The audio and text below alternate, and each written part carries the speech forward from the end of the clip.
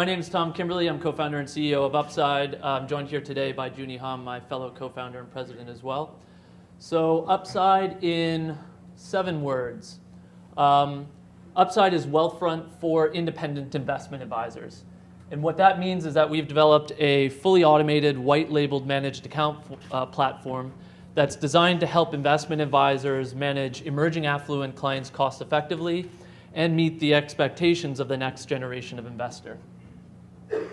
So why Wealthfront for investment advisors rather than just Wealthfront? Well, one reason is timing. The other is we think it's better to break even on acquisition costs in 2 weeks rather than 4 years. So if you take a look at an average robo-advisor, they're paying $500 per client. They're managing $50,000 for that client. With a 25 basis point fee, they're earning $125 a year, and their average time to break even is about 4 years, which kind of sucks. At Upside, we're paying about $1,000 to acquire an investment advisor. We're targeting to manage $10 million per advisor we bring on the platform, generating $25,000 of revenue per year and breaking even in 2 weeks, which doesn't suck. We've also had a lot of conversations with investment advisors, over 200 conversations. We've learned that our technology platform solves 3 main pain points. The first is I have to turn away clients even though I know that they're going to be worth a lot in 5 or 10 years, but they don't have enough money today. The second is I'm managing clients whose assets are too low to be profitable today already. And the third, and this gets back to the timing comment, is I'm concerned about competing with robo-advisors for the next generation of investors. And Upside solves all of those 3 pain points. And the way that we do it is by serving as a sub-advisor through our white-labeled digital advisor platform, where for the advisor, we work together at their custodian. We use our technology to manage the accounts, and the advisor owns the client relationship and has the ability to provide behavioral support for those clients. So they're doing what they like, and we're doing the administrative and operational work. For the client, they're getting a fully automated, design-led user experience, all under the advisor's firm name and logo, and they're also getting the support from the advisor. The market's quite large, about 30,000 firms with $4 trillion in assets currently. Across the 4 big custodial firms, there are about half of the independent advisory firms, so about 15,000 of them managing $2.3 trillion. We're already at TD Ameritrade. We're in the final steps of getting onto the Schwab and Fidelity platforms, with Pershing coming after that. Within an advisor's book, more than half of the book is addressable for our technology. So in other words, they're emerging affluent clients with less than $1 million in assets. In 14 weeks of marketing, we've generated 300 leads with acquisition costs of about $1,000. We've got 16 RIAs signed up and ready to go. We announced a launch with Ritholtz Wealth Management this week. A big firm based out of New York. They have, between the 2 of the managers of the firm, have 140,000 Twitter followers and 2 of the most popular blogs in the area. Very quickly on fees, we charge $2,500 implementation fee, and then between 10 and 25 basis points depending on assets being managed. Woo!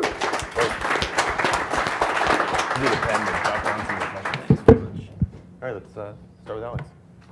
So I would imagine that a lot of these, advisory companies that you're talking to, they already have a lot of sophisticated tools in-house for their advisors. So I'm wondering, when you talk to them, like, what kind of products are you competing with? Is it a lot of homegrown type solutions? Are there other vendors out there? And what's your pitch to them, essentially, in order to dislodge? Yeah, I'd ask the same thing. Is this market already there? Are there other companies that are effectively charging and competing in this space, and how are they doing? What's their size? What are their price points? How does that work? I think similarly, are you going to go after sort of the big established advisors, or are you going to try and do sort of land and expand with a lot of small advisors? My guess is that there's sort of benefits to both, but they're actually quite different, and there's quite a spread of which group is going to be most attracted to the solution. My question is more with respect to how the product actually functions. So when you're dealing with an advisor trying to build a pipeline, and I understand the problem, and I think it's a real problem, how do you keep sort of the personal touch so that the consumers who are basically moved over to this platform still feel like they have a personal relationship with their advisor, which is probably why they went to them to begin with? I mean, I'm curious here, you're sort of, the problem that you're setting up is that you've got these robo-advisors and a sort of direct-to-consumer platform on one side, with sort of the human advisors on the other, and you end up being this B2B solution to those advisors. But at the end of the day, you need to somehow market your solution to the consumers at the same time. So what I'm curious about is, are you going to be in charge of that marketing? Are you relying on your advisors to market your products? And do you think that they can do it in a way that really competes with a direct-to-consumer company that's going straight to the consumers to begin with their marketing to pull people over? Can you stop that bleed quick enough? Great. So I'll just go in order. So the first question about existing competitors and tools in-house. Right now, particularly the small and medium-sized investment advisors that we're going after, the $100 to $500 million shops, really have to cobble together a bunch of different solutions. It's a crappy experience for them, and it's also a crappy experience for their clients because they have multiple logins, they're interacting with multiple technologies. And it also doesn't solve the problem that we're actually addressing, which is how do I manage these clients cost effectively and at scale? We are not only a technology provider, we're a registered investment advisor. We serve as a sub-advisor on the accounts, take discretion, and really run all of the operational aspects. Have you done any kind of a case study then that compares that with not that, so that you can actually sort of contrast what kind of value you create for the end user and for the advisor? So we're developing case studies certainly as we start to work with our first firms, but the values are twofold. One, the time saved with managing lower value clients. I got it. I just think you should quantify that. It'd be very powerful for Sure. you. It would really be, I think, part of the biggest selling feature of the whole program. Great. So I'll come to the second question about whether the market is already there. The answer simply is no.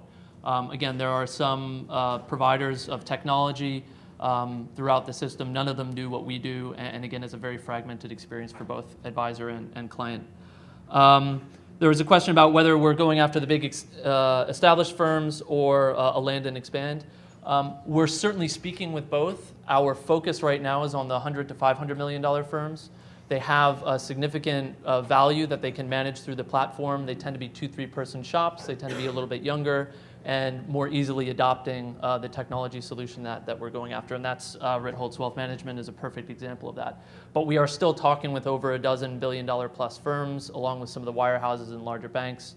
I think as we continue to develop sophistication into our platform and product, some of those conversations will become potentially more fruitful. How does it function from a personal touch perspective? It's a fantastic question. We want to build flexibility into the platform to allow the advisor to determine what kind of engagement model he wants with the client. So if he wants to be completely hands-off, it is designed to be entirely client-driven. But we're also developing through the advisor login the abilities to set thresholds. So I'll give you an example. Someone changes the risk profile on his plan, or someone tries to withdraw $10,000 from his plan. We're giving the advisor the ability to approve or cancel that transaction within a small window of time, not necessarily to give the advisor control, but to give him the ability to interact with the client and say, hey, why are you doing this? Have you thought about it? Are you doing it for the right reasons? You need a new car? Great, no problem. You're panicking because the markets are going down. Let's have a conversation about that. And then the final question was about market solution to customers, marketing.